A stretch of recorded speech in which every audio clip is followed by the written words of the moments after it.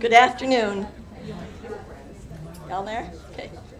I'm delighted to introduce our speaker, Mary Gallagher, Director of the University of Michigan's International Institute.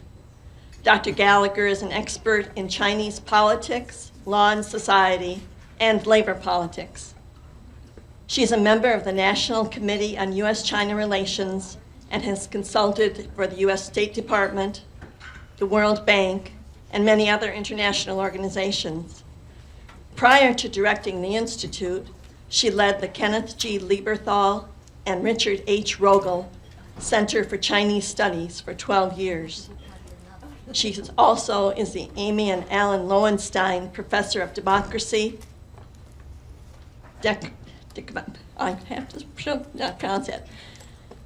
Democratization and Human Rights.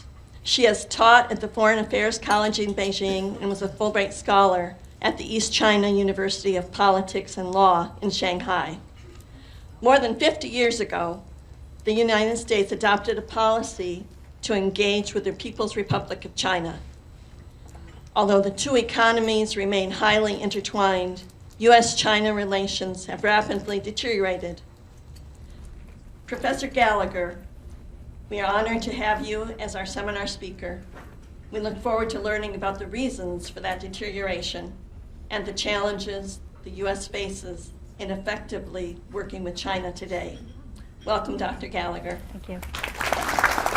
Thank you. Thank you, Mary Jo, and thanks for the invitation. I'm going to talk today at a fairly high level about U.S.-China relations, but I'm happy to talk about specific issues in the Q&A.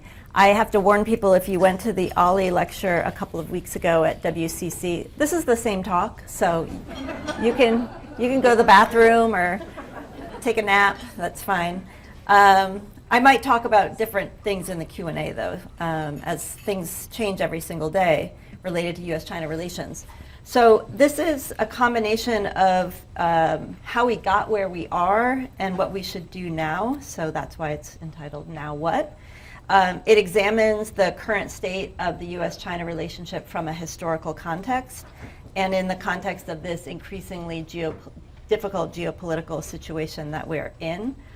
I want to argue that U.S.-China relations are now beyond the question or the choice between simplistic engagement versus a new containment policy or a new Cold War. But rather, the United States needs to re-engage with the rest of the world in order to more effectively counter an ambitious and increasingly frustrated China. We also need to strategically engage with China on issues of global importance like climate change. And we also need to engage with the Chinese people and Chinese business when it's in our strategic interest to do so.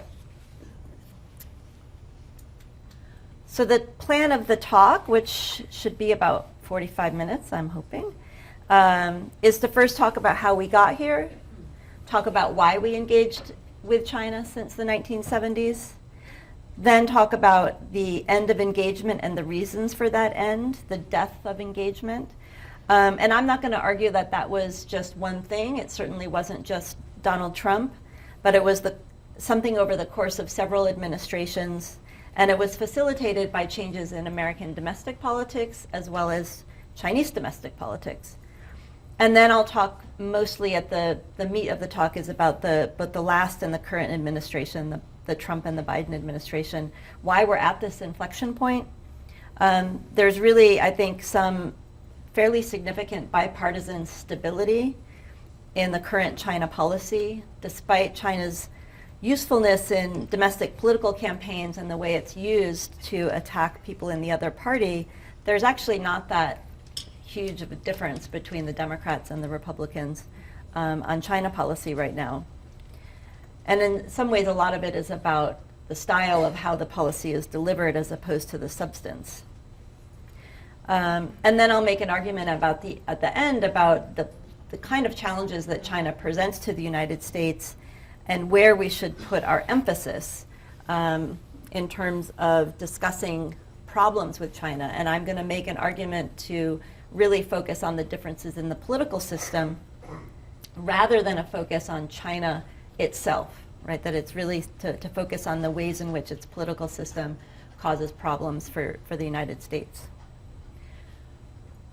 So in terms of how we got here, I mean, a lot of people in the audience, I'm sure, remember how we got here 50 years ago, particularly if you were in southeastern Michigan, which is one of the stops for the Chinese ping pong diplomacy team in April of 1972. They visited both Cobo Hall in Detroit as well as U of M's campus, playing in Chrysler Arena. This was a very, very different context than we are today, and I think it shows how difficult a new Cold War would be. China was still in the Cultural Revolution, which was a domestic campaign to sort of revert and reform the Chinese government under Mao Zedong through social mobilization and violence. The United States was still in the Vietnam War, and protests against China followed their ping pong team all across the country. Even in Cobo Hall, protesters got up into the balcony and threw down dead rats attached to little paper parachutes to criticize the communist rats that were on stage. So this is a very important time for the U.S.-China relationship. There were strong reasons for a new engagement policy launched by President Nixon. These drivers pushed the United States and China towards a new relationship that was, at the time, totally unexpected. And no one, of course, expected what the outcome would be, which would be massive economic engagement by both countries, and really, for China, massive economic success. Of course, it's not only related to engagement or openness to the United States and the rest of the global economy. A lot of it has to do with how hard people in China worked. In some ways, how the government and the Communist Party designed policies to incentivize that work and that success. And it also benefited the United States in terms of how the global economy developed over the latter part of the 20th century. And it was part of a larger story of what happened after World War II with the rise of East Asia. And East Asia, of course, at the very end of World War II, was not where people expected development to happen. They expected development to happen in Latin America. They expected development to happen in Africa, in places where there was a lot of natural resources. And much of Asia, including Japan, lay in the ruins of World War II. For various reasons, which are well beyond the scope of this talk, it was really Asia that boomed. First and most successfully. And it's only in Asia, really, and Southern Europe, where we saw countries get rich. So South Korea, Taiwan, Japan's resurgence after the war, South Korea, Hong Kong. And so China was part of this story, and it was also part of the next sort of place for industrialization to move, particularly as those places got wealthier and more expensive. So before I talk more about the economy, let's first talk about the strategic factors and talking about how this evolved over time, starting with President Nixon. If we think about what was happening then, like I said, the getting out of the Vietnam War, and also trying to play China against the Soviet Union, or what was said at the time, playing the China card, to balance against the Soviet Union. China fought a small but significant border war with the Soviet Union in 1969, and there was real fear by Mao and other leaders that China would be invaded from the north by the Soviet Union and by the south through Vietnam by the United States. And the United States, of course, was looking to also decrease the risk of nuclear war with the Soviet Union and also find a way out of Vietnam. Cold War politics superseded the differences in regime type, the conflict that we had experienced with the PRC during the Korean War, huge differences in culture and level of development. And this would be used to the benefit not so much of Mao, who dies in 1976 as it's all happening, but Deng Xiaoping, the next leader of China, who would launch the economic reforms.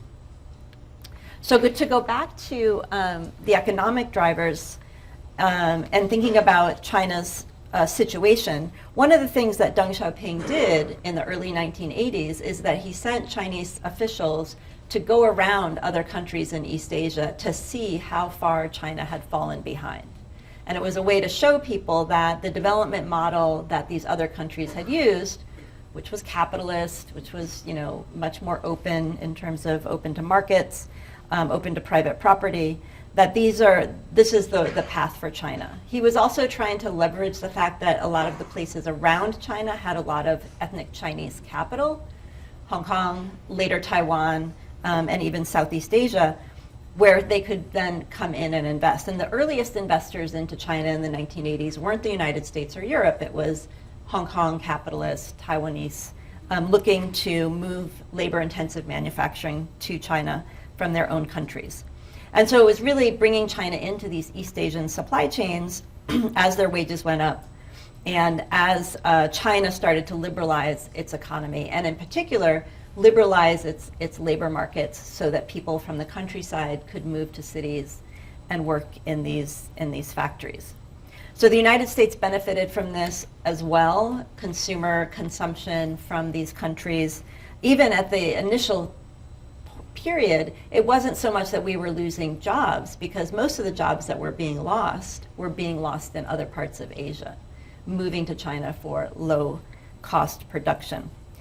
But I'll talk later about one of the ends of engagement and the drivers, and that is later on as China's moving up the kind of ladder of production and going to more higher tech goods and goods where we produce, you start to see the impact on US manufacturing jobs, particularly in places like Michigan. Politically, of course, another thing to remember about the 1970s and the 1980s is that most of these other countries in East Asia weren't democracies. South Korea was a military dictatorship. Taiwan was a military dictatorship. Japan was a democracy, but it hadn't had a party change since the 1950s. And so it was assumed that China was going to also move in this direction of sort of liberalizing its economy and then liberalizing its politics. And in the 1980s, of course, Taiwan and South Korea both democratized.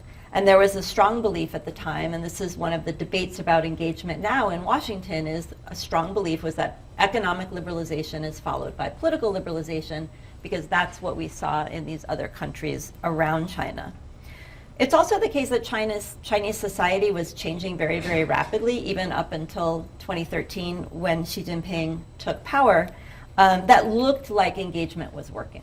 Right, that looked like Chinese society was becoming more liberal, it was becoming more open, and the party itself was even experimenting with things like local elections, which it's no longer doing. So often when people say engagement failed, I want to qualify it by saying, yeah, it worked until it didn't. It worked until it was rolled back by a very strong leader. Okay, so the end of engagement is a sadder story, but I want to also go back to when it really started, because it really started with George W. Bush when he took the presidency in 2000. If you remember that time period, before 9/11, he ran on a platform of declaring China a strategic competitor, that China was going to be the focus of US foreign policy, and that increasingly the United States saw China not as an economic partner, but as an economic competitor. And it's interesting then to see that language revived at the end of the Obama administration. And what, of course, happens in that interim period are all of the wars in the Middle East after 9/11. Wars in Iraq and Afghanistan, later Syria, the global war on terror that Bush declared, distracts the United States necessarily from dealing more clearly with the perceived threat from China. There were a lot of concerns. These concerns were growing over this time period. So South China Sea, the militarization of the South China Sea, the loss of freedom of navigation, the way in which, and if you're reading the newspaper now, there's more and more chances for there to be a mistake where ships collide or where planes collide, as China has taken its claimed territories in the South China Sea and built them out into military installations. China also in 2013 launched the Belt and Road, which is an infrastructure plan to build ports, highways, and railways all through Southeast Asia, Central Asia, into the Middle East, into Africa, and linking up into Europe. A very ambitious plan that now is 10 years old, has been moderated in many ways. I'm sure there'll be questions. We can talk about it in the Q&A. But again, another signal of how ambitious China was becoming over the last 2 decades. China also announced new institutions, an Asia Infrastructure Investment Bank to fund some of these big projects, the Shanghai Cooperation Organization, which was a way to bring Central Asia into China's orbit, and many, many others since then, under Xi Jinping in particular. China also announced in around 2015, Made in China 2025, a strategic innovation plan to really locate the kind of cutting edge of technology in China, so that China would be building semiconductors, would be building aircraft jets, that China would be building AI platforms in a way to really go head to head with the United States. So all of these things began the end of engagement. On the economy, really some of these national security concerns were muted for many, many years because U.S. business was really bullish on China, was really the ballast in the relationship. It sort of kept the relationship going even when maybe national security concerns were growing or human rights concerns were growing. U.S. business has generally been really optimistic about China and also wanting to engage in China. And of course we know, and we can think of U.S. companies that have done well in China. In some ways their China market helps sustain their markets here. Think about General Motors. Or Apple, where most of Apple's supply chain is still probably 90% in China. And leveraging U.S. design and U.S. technology with Chinese productive capacity and supply chain aggregation. China capitalized really well on that, and partly because both political parties, as I'll talk later, both political parties up until recently were heavily free trade. This allowed for a lot of manufacturing to move to China. And what we see after China enters the WTO in 2001 is not just the movement of labor-intensive manufacturing from Taiwan or from Hong Kong to China. We see it moving from Ohio. We see it moving from Tennessee. We see it moving from Michigan. And economists who have done research on this, calling it the China shock, have tried to study not so much the broader impact, because I think still they believe that the broader impact of this engagement with China has been positive in terms of prices and availability of goods, but the regional impact on local communities and local jobs has been negative. And the negativity lasts much longer than many economists expected. So this begins the end of this positivity about economic engagement. And interestingly, what you see are both parties become anti-free trade. Right, so if you think about the 2016 election, Donald Trump is running against Hillary Clinton. Hillary Clinton was Secretary of State and negotiated this big free trade pact in Asia called the TPPP, the Trans-Pacific Partnership. Getting a P wrong. She negotiated that when she was Secretary of State under Obama. She did not support it as a Democratic Party candidate for presidency.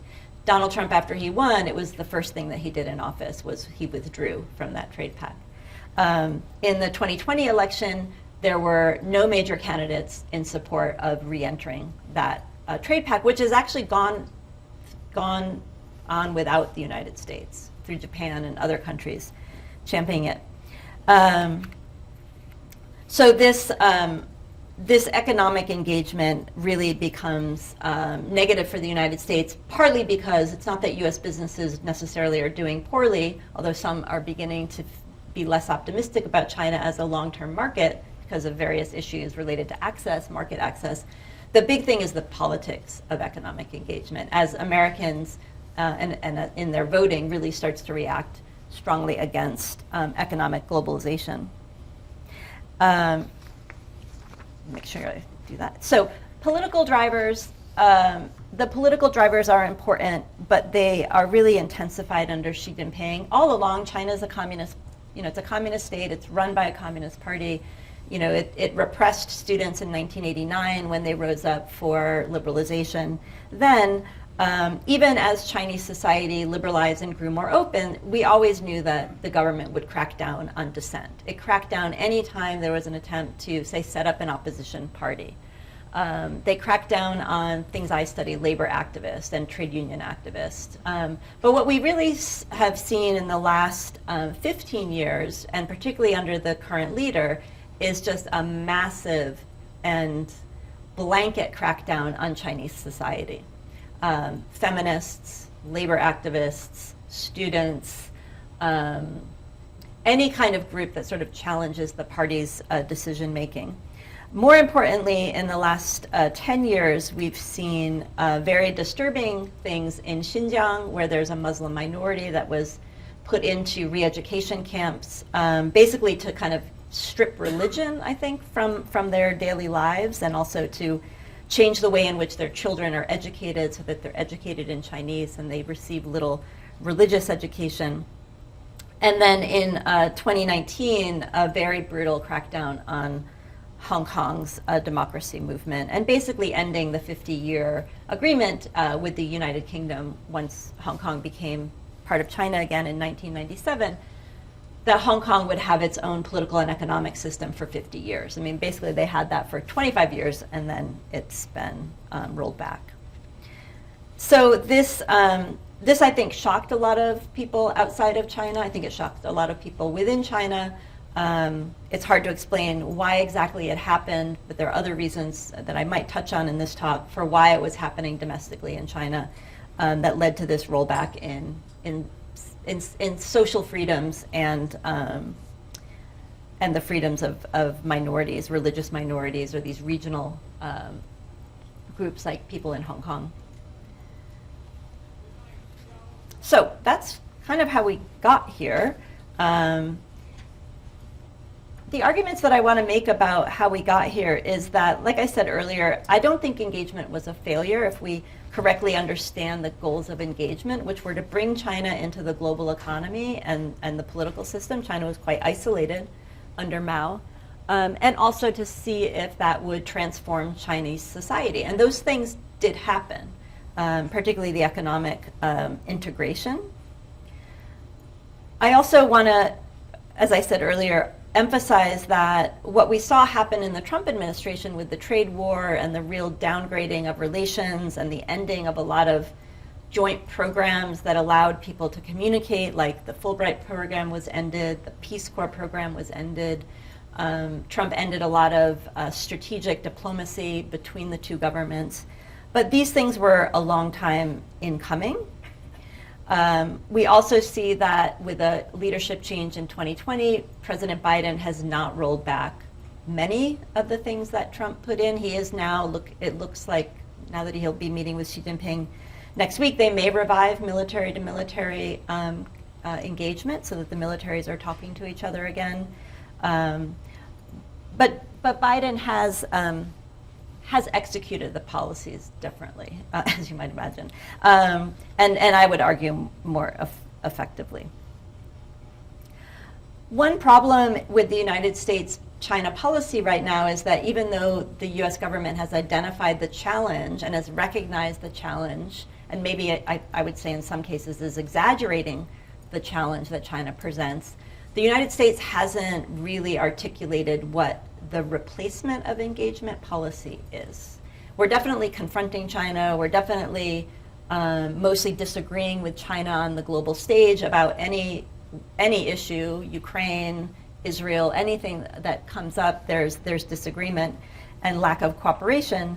But we don't yet have a kind of good distillation of what our goals are and what our strategy to get to that goal is. So just to briefly, I don't think we need to talk too much about what happened, but so like I said earlier, in terms of China's economic shock to the United States after it entered the WTO, what we saw is the realignment in the American political party system over the issue of trade and globalization. We saw the impact of the China shock on regional economies in the Midwest, in the Southeast as well, with furniture and textiles. And we really began to see the vilification of China as the main reason for U.S. economic problems and deindustrialization, even though there were other things happening at the same time. So automation was also happening at the same time. The U.S. workforce was perhaps not keeping up with the needs for more high-level manufacturing. We see that debated now with semiconductors.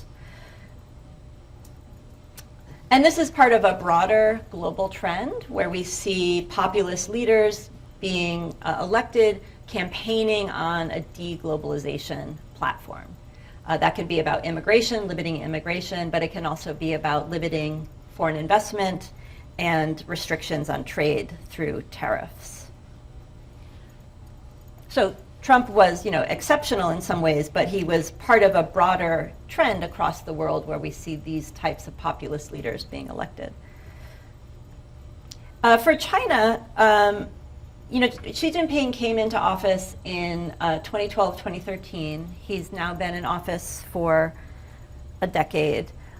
He came in on, he wasn't elected, of course, but he came in announcing a new policy to deal with corruption. And he has launched the most substantial and impactful anti-corruption campaign probably in Chinese history. And for that reason, he has a lot of admiration within Chinese society, particularly among people who are of lower education and income, because they really saw him as dealing with this massive problem of corruption. He was also able, by launching the anti-corruption campaign, able to imprison a lot of his rivals. So it was a very smart campaign. He got a lot of popular support, and he also eliminated a lot of people who might have challenged him. And that includes other members of the Standing Committee of the Politburo, which is the highest office in the Communist Party. It's made up of 7 men. He also went after admirals and generals in the military. So it was a very, very high-level campaign.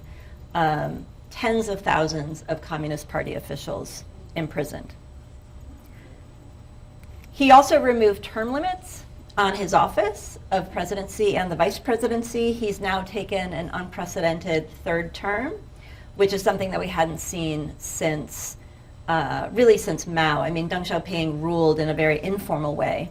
But what Deng Xiaoping tried to do before he died was to install institutional term limits on Chinese leaders after him with 2 5-year terms. And we saw that in the 1990s with Jiang Zemin, and then we saw that in the early 2000s with Hu Jintao.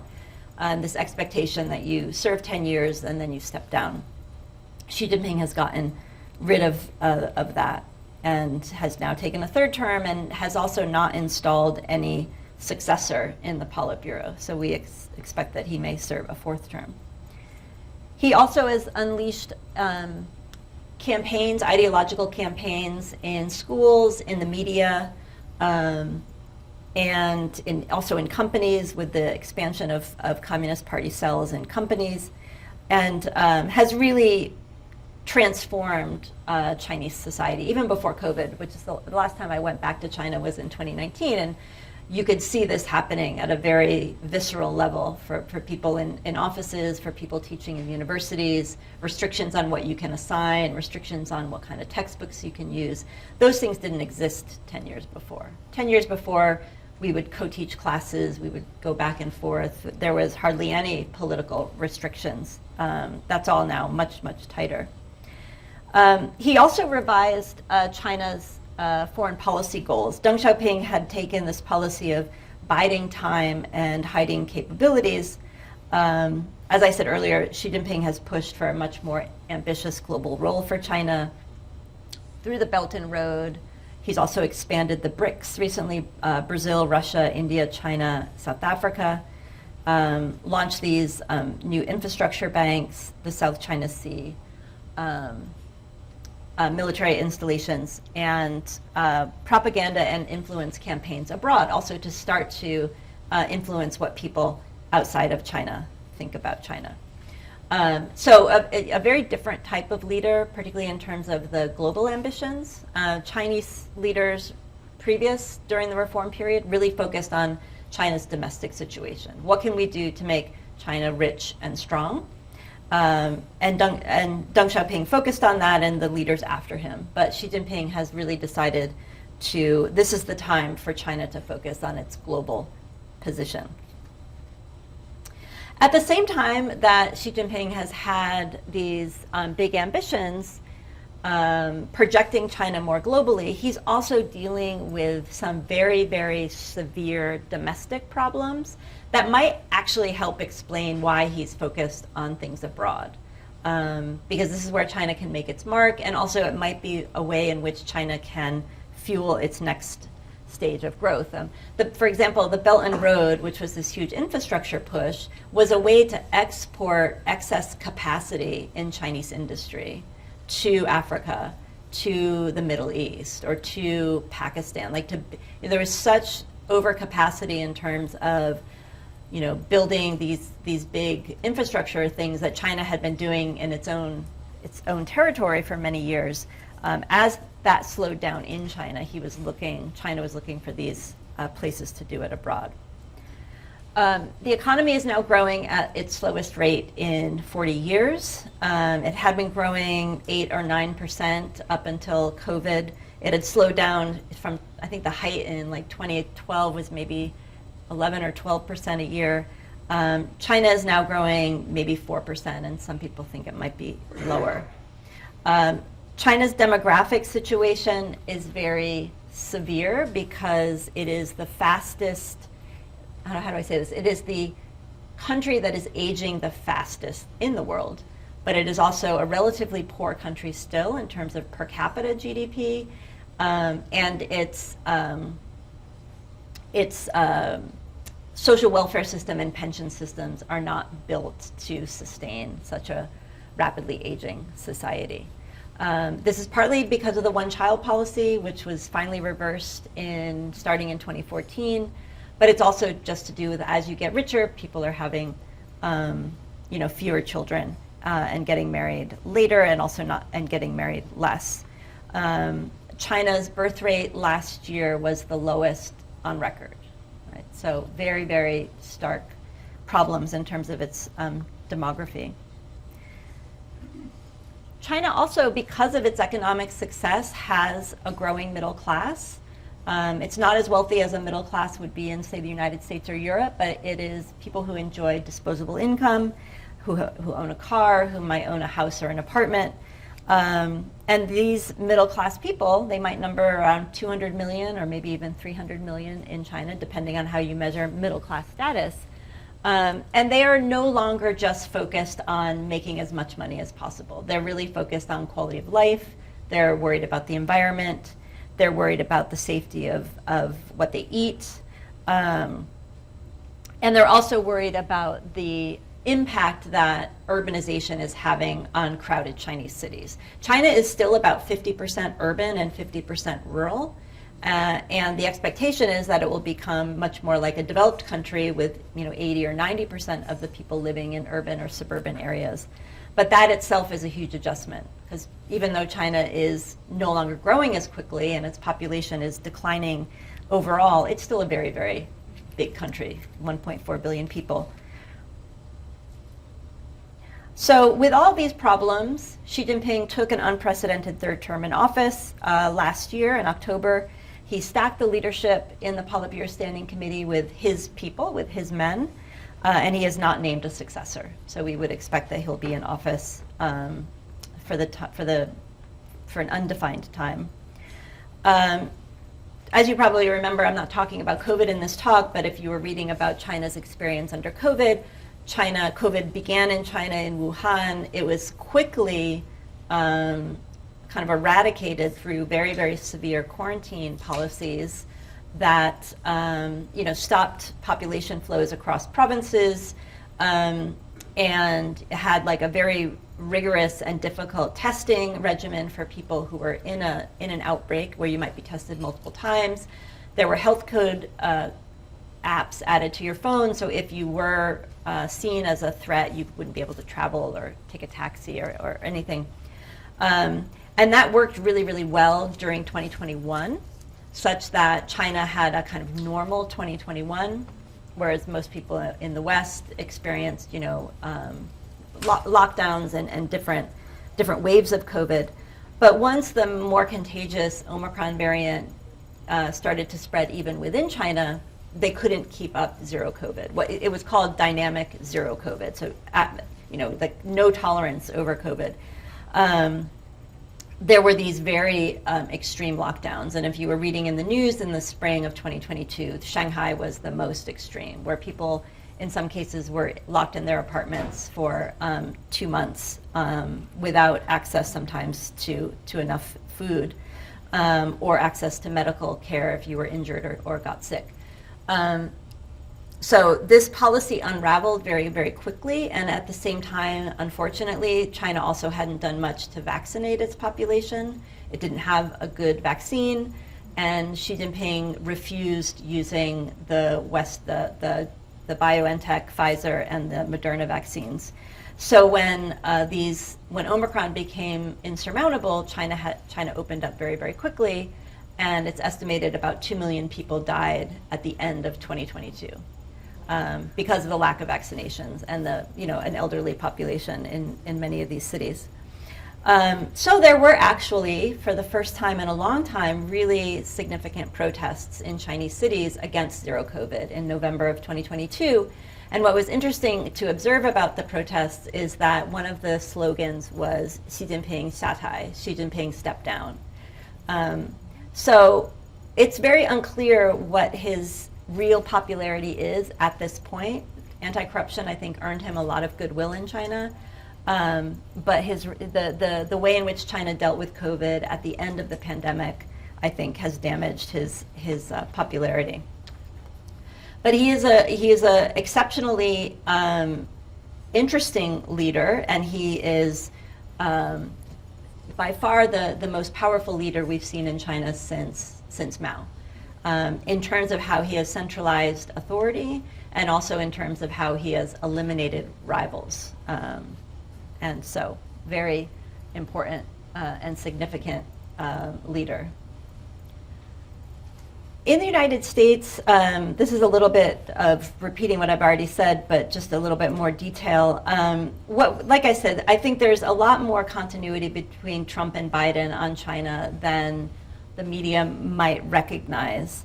It's important to note during the Trump administration that his China policy gained him support from trade unions, certainly from trade union members, from corporations, from the military, and from human rights advocates who tend to be more left for this more antagonistic, more confrontational China policy. It was a relatively chaotic approach, as many of his policies were, but it did earn him bipartisan support. And if you remember in the primaries up in the 2020 election, Bernie Sanders and Donald Trump's policies on China were not that different. I mean, a far left Democratic candidate and a more far right Republican candidate. So I think what happened under Trump and what has continued under Biden is that we see a more compartmentalized problems with China viewed more comprehensively, right? Seeing national security and the economic challenges. And then what we realized under COVID was like the supply chain dependency on China that was dangerous. And so seeing these things as unified, as part of a comprehensive challenge. And so in DC right now, it's very hard to be what we used to call a panda hugger. Instead, you see many more dragon slayers. I'm sure that people in China have a term for people who are pro-U.S. and people who are anti-U.S. and it's the same thing in China. It's very hard in China right now to advocate for a more engaged policy with the United States. So under President Biden, we've seen similar policies. He's kept the tariffs on, for example, from the trade war, talking sometimes about de-risking, sometimes about decoupling. De-risking now is the more favored term because it doesn't mean total disengagement from China, but rather that we try to figure out where there's risk and eliminate those risks or mitigate those risks. Continued the tariffs levied by Trump. He's also expanded the export controls on high-tech products that Trump began with the ban on Huawei. And just recently, in the last few weeks, the Biden administration has announced another new round of export controls on semiconductors. Biden has done, I think, a much better job at continuing alliance building and strengthening of existing alliances, particularly with Japan and Korea, but also with what's called now the Quad, Japan, Australia, India, and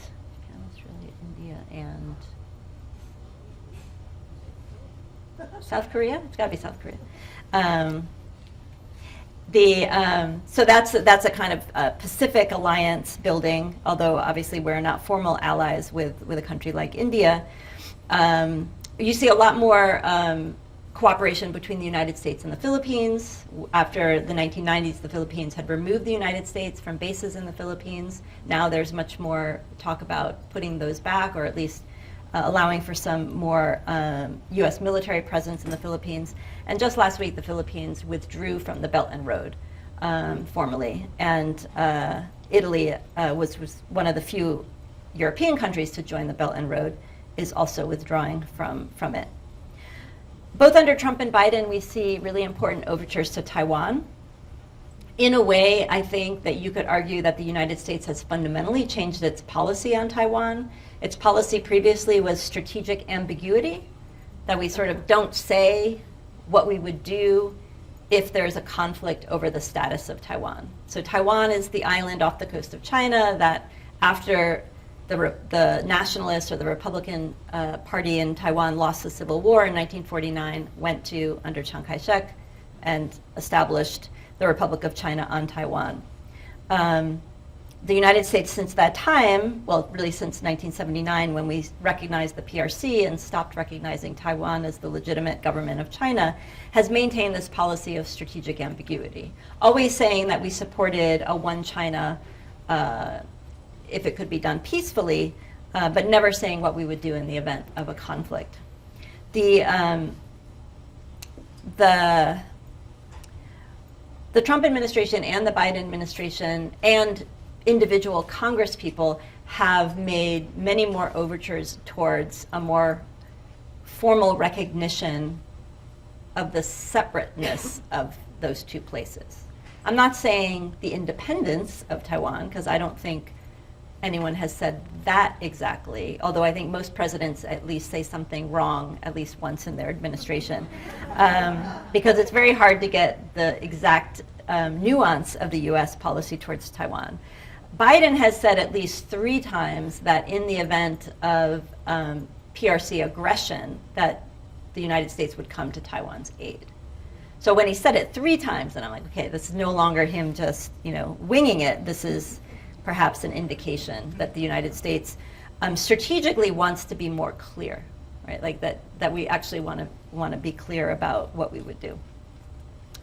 I think the most striking thing about the Biden administration compared to the Trump administration is the domestic legislative agenda through the Inflation Reduction Act and the CHIPS Act, and then other things more broadly around reinvestment into the United States.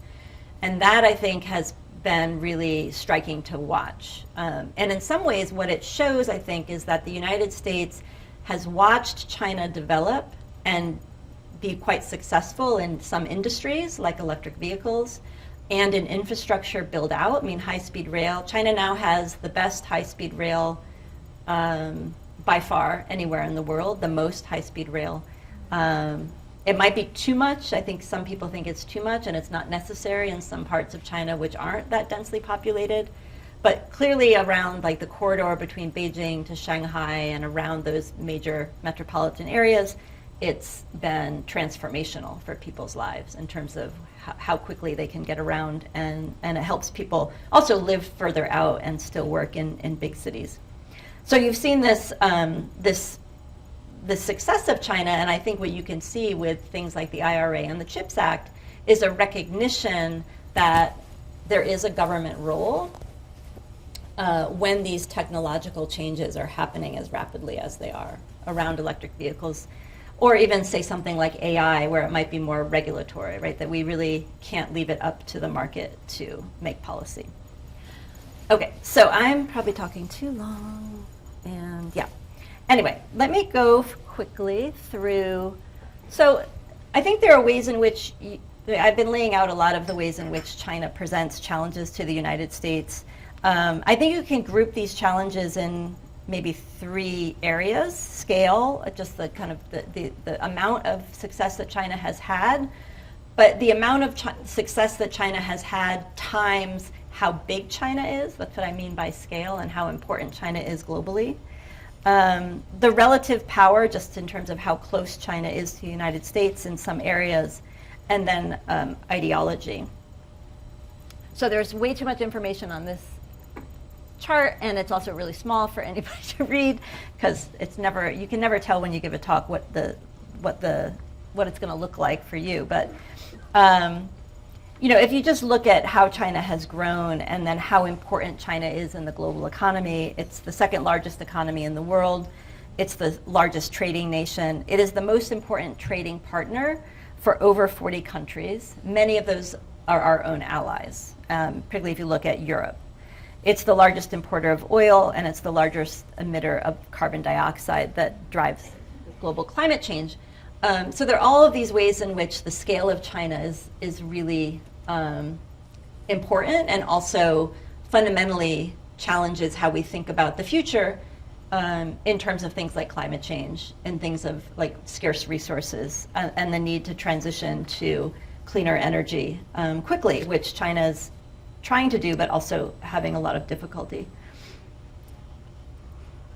In terms of China's relative power, which I see separately, relative power is how close the United States and China are.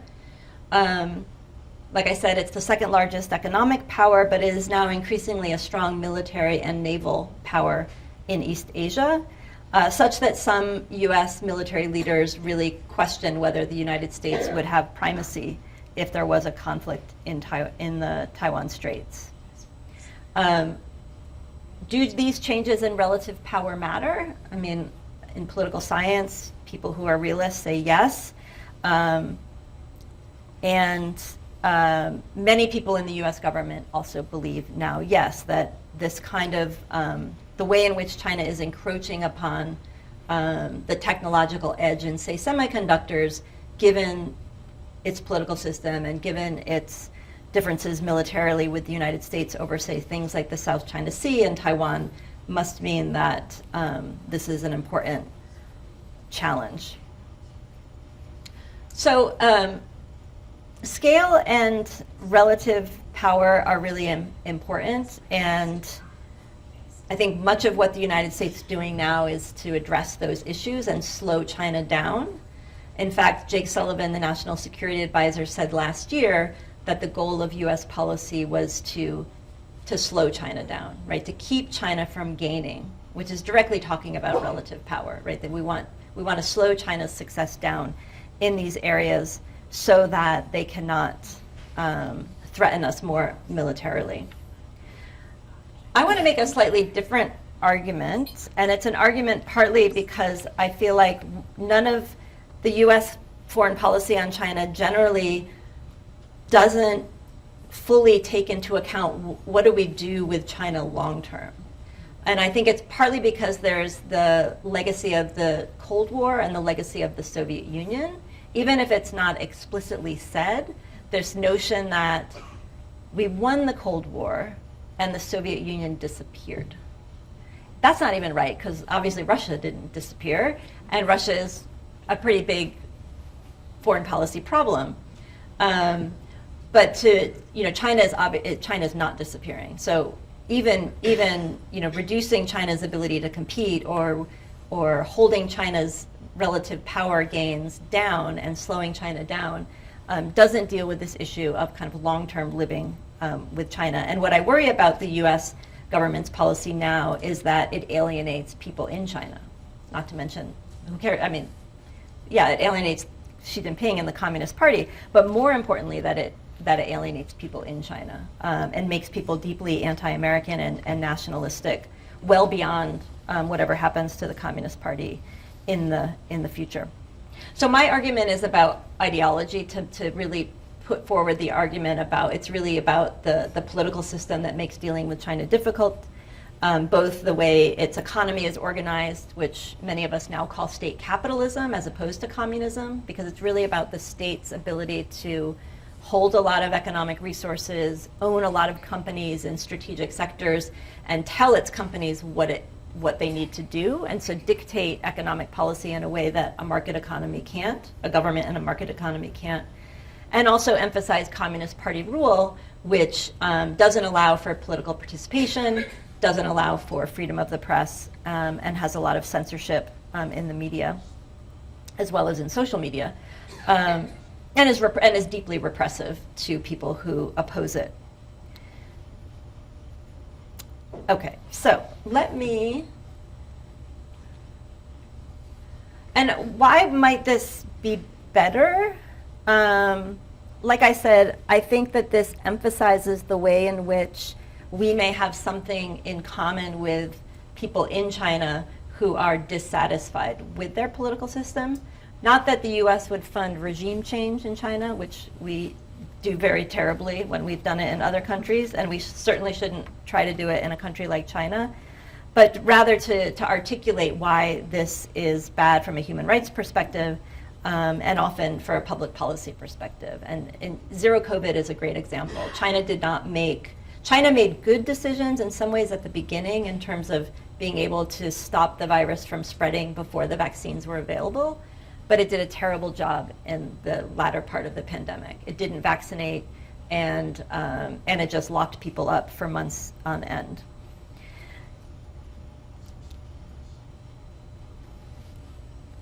So my policy recommendations are, I would say, maybe earnestly, probably a person in Washington would say I'm earnestly naive, or earnest and naive.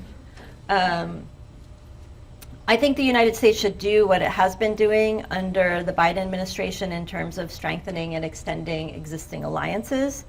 I think we should re-enter into trade agreements with those countries, and particularly the countries in East Asia.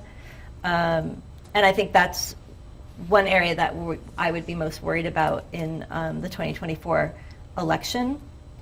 In terms of articulating what might be wrong with the Chinese political system, I think emphasizing things that are actually in the Chinese constitution itself, such as different types of human rights, freedom of religion, emphasize the complementarity and the similarity as opposed to these differences. And also to really use the friends that we have across the country, across the world, to criticize behavior that contravenes international norms and laws, such as what happened in Xinjiang with the Uyghurs. I think also U.S. politicians should think about how to leverage competition with China in a way that helps the United States rebuild and reinvest in its own economy. This goes for things like infrastructure. It goes for things like long-term planning, which China has done better, I think, than the United States in some sectors, and even around industrial policy, although I think not doing it necessarily is the same way that China does it, which is relying heavily on its state sector, but rather doing something to empower the market. And then science and technology cooperation, which is really, really difficult now. And if you were at the university in the previous time period, you probably saw a lot of educational collaboration with Chinese students or with Chinese partners, Chinese universities. And that's definitely been rolled back and is under more and more scrutiny by the federal government and by by university administrators. But it's very hard to have good science and technology innovation without having some collaboration with Chinese students and scholars. And some of the ways in which the federal government has tried to crack down on it has, I think, really been detrimental to the United States and has not necessarily exposed a lot of what they call non-traditional espionage or spying. But we can talk about that in the Q&A. That's it. Thank you.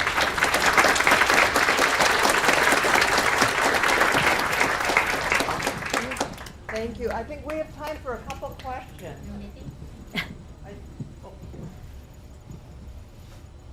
We have a mic, so we'll wait till the mic is around. I'll try to be quick. I just wondered, as I was listening to the first part of your talk, whether thinking about what happened after Stalin and Gorbachev, and then what happened after Mao leading to Xi Jinping, whether or not, even if Xi Jinping hadn't been alive, somebody else would have done the same thing. Is this a consequence of persons, or is this a consequence of the environment in the country? In the early period, in the 80s, or now, What happened to him now? I think Xi Jinping is pretty exceptional. I think there is a division within China about how China should proceed in 2012, given it had big corruption, it had these economic reform challenges, it had the demographics, but there's a whole other school of thought that had a much different kind of policy recommendation, and they were not successful. They're still in office, and you can still see glimmers of this alternative being floated, but it's been very difficult. And it's like both in the United States and in China, it's very difficult to articulate a policy that is about engagement and that is about a more balanced relationship with the United States in particular. So Xi Jinping has been much more nationalistic and much more closed. And the other alternative is to be more open and to continue to sort of build on economic reform, open up the finance sector and healthcare, which are big things that U.S. business wanted to see, and that hasn't happened. So I guess I would say it's the person. Okay, Shakya Katafian, thank you for that talk. The question I want to raise is a bit about espionage. Mm-hmm. I hear commentary about this and how extensively China steals our scientific and technological know-how as well as the secrets. Mm-hmm. And as you comment on this issue, can you also talk about, as we're sitting in a university, what is the role of Chinese students, especially those who are at the very advanced level and get their doctoral degrees in scientific fields and return home?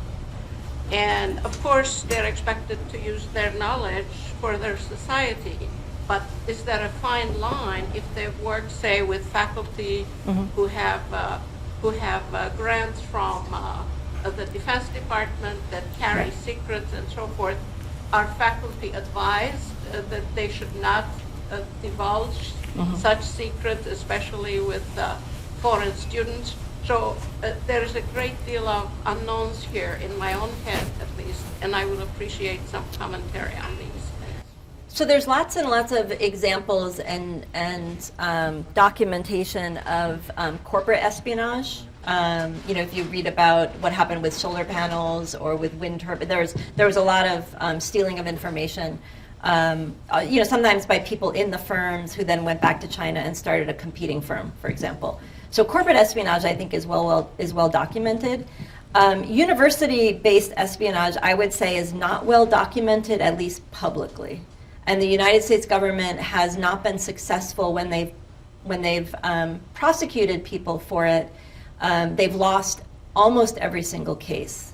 Now that's good because it means that people have court of law where they can have a hearing and there's been a couple of cases that have been prosecuted successfully. There isn't any evidence of espionage, but of greed, right? So people are running labs in both places and not declaring it and getting lots of money.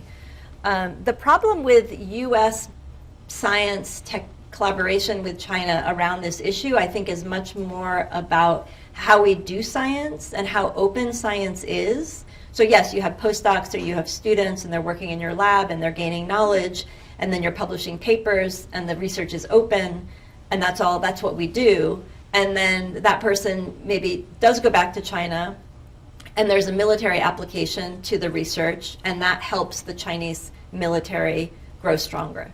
But that is not illegal. That's a problem, but that's not espionage, and that's not illegal.